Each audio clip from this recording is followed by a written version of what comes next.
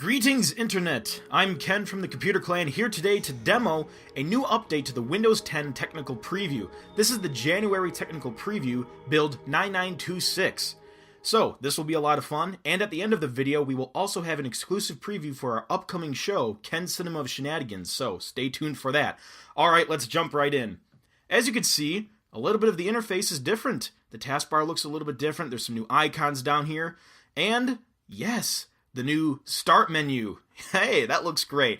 The main philosophy for Windows 10 is to have one Windows. It'll run on tablets, phones, PCs, and even the Xbox. And it will work with universal apps so developers can make one piece of software and have that software tailored to different device screen sizes. You can have your live tiles over here on this side of the interface, but have a traditional list right here on this side. And you can even hit the All Apps view and just get a scrolling list of your apps. And you can go back. You have your account right here. You can click it, change settings, lock the screen, or sign out. Over here, you have your power button to sleep, shut down, or restart the computer. And if you want the start screen still, you can just click the expand button and it goes into full screen mode. So anytime I open up the menu using the Windows key or clicking the start button, it just opens up full screen. If you want to put it back to the menu, just click the arrows and it goes right back. Also, another thing that you saw pop up when we open up the menu is this Ask Me Anything box. That's actually integrated with Cortana. Cortana is the digital assistant. It can talk to you, you can talk to it, and it can help you find information. You can access that from the Start menu, or you can just click the Search button. An additional setting is if you right-click on the taskbar, your search options can be changed here. You can turn off the search icon, or have the search box visible all the time. Personally, I like to have it just as an icon. So if I open up the Start screen or Start menu, I can type something, for example, sound, and I can get the sound recorder app, sound settings, I can search the web for sound, I can open up an app right here. This is the default highlighted option. It's an application. So if I want to access the Cortana interface, I can just click this button. I can type in a question or some other search query, or I can click the microphone and talk to her. But also, as you can see, I have some information being displayed at a glance, so when I open up Cortana, I get my web history and my stock tracking. This little button up here with the lines, this menu will let you change settings and what you want visible and invisible. So for example, under the settings, I can turn on a hands-free command. There's a lot of other options in here, but I can turn on a hands-free command that lets me control Cortana just by talking to the computer. I don't need to click a button. So I'm going to turn that on, and let's say I'm just using my computer, doing my thing, and then I could just be like, I need some stock information. Hey, Cortana, what's Microsoft stock at?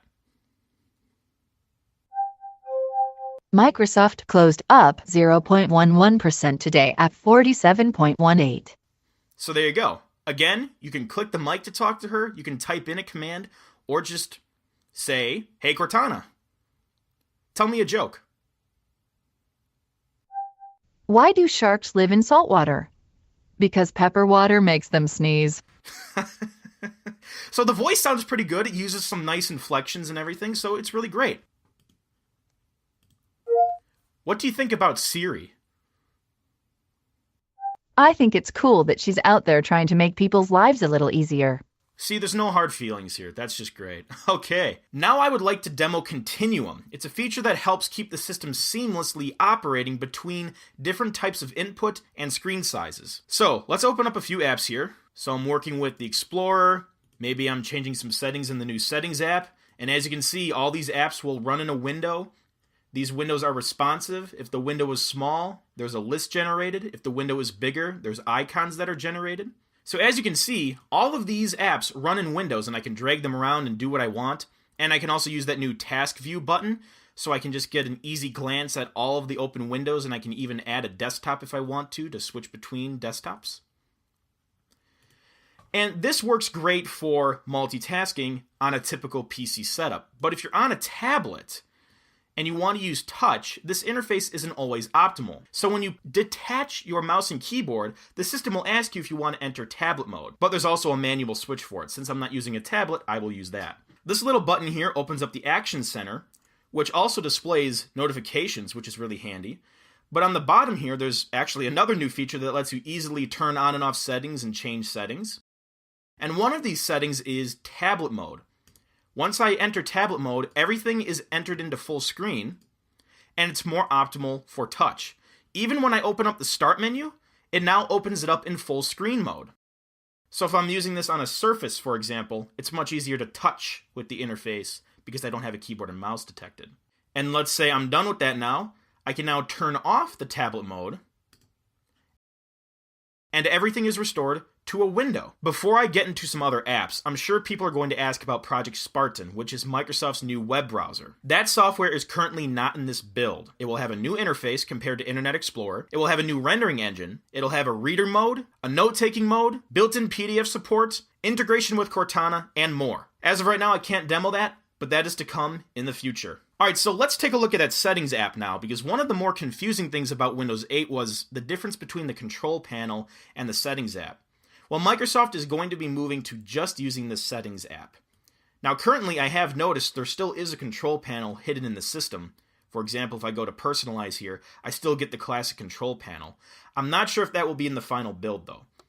However, the Settings app works great because it kind of combines the traditional Windows 7 layout with the Windows 8 style. For example, I can just click Personalization and get my lock screen settings. I could choose this photo that I shot or this image that I generated.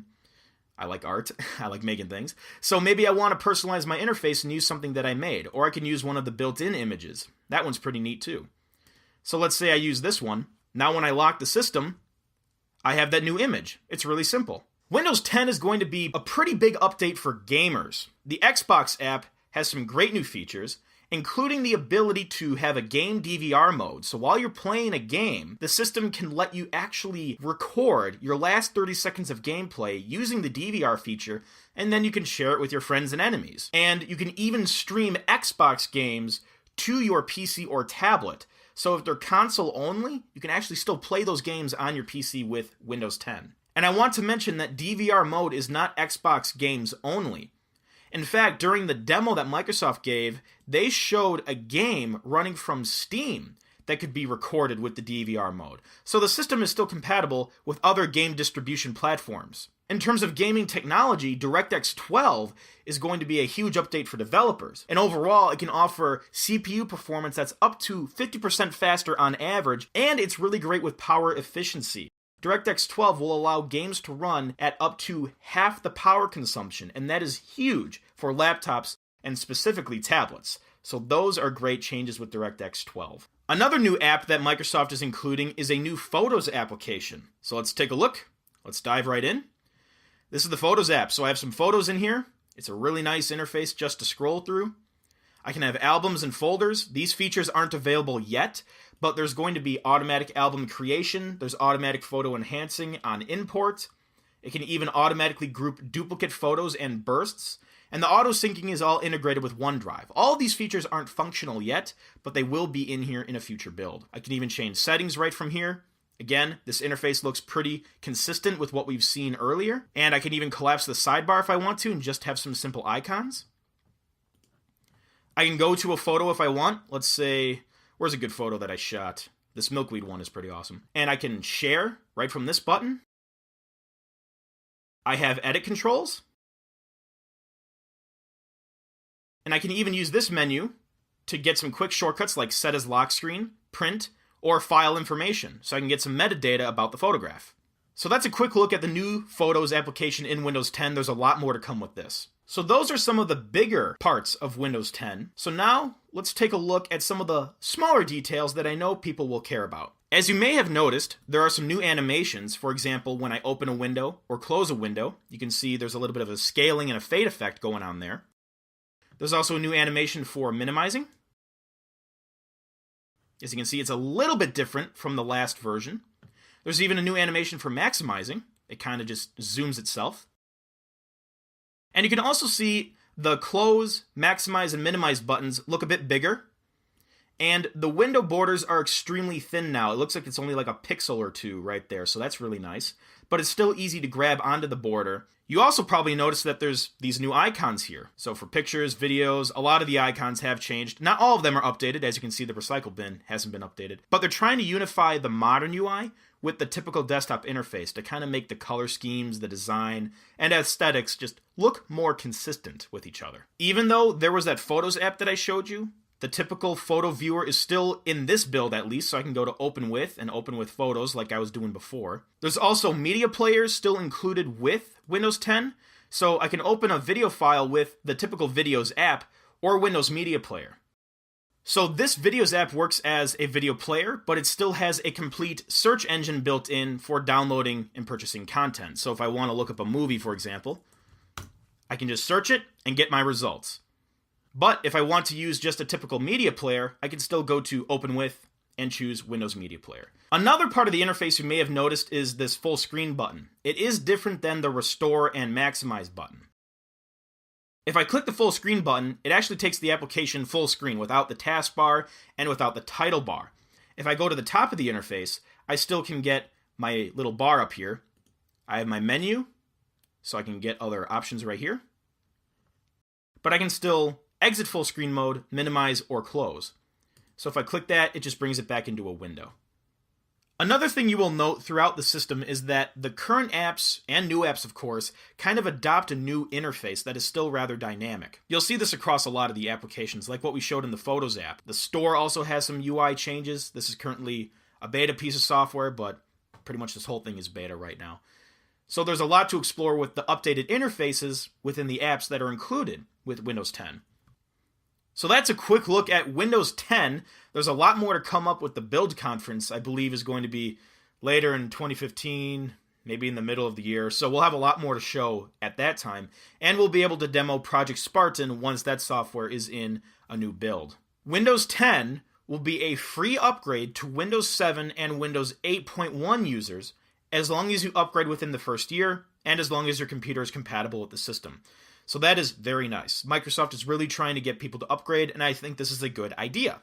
And I hope I covered enough information, but as always, I'm open to questions. If you have any questions about Windows 10, I'd love to help you figure out those answers because I probably couldn't demo everything.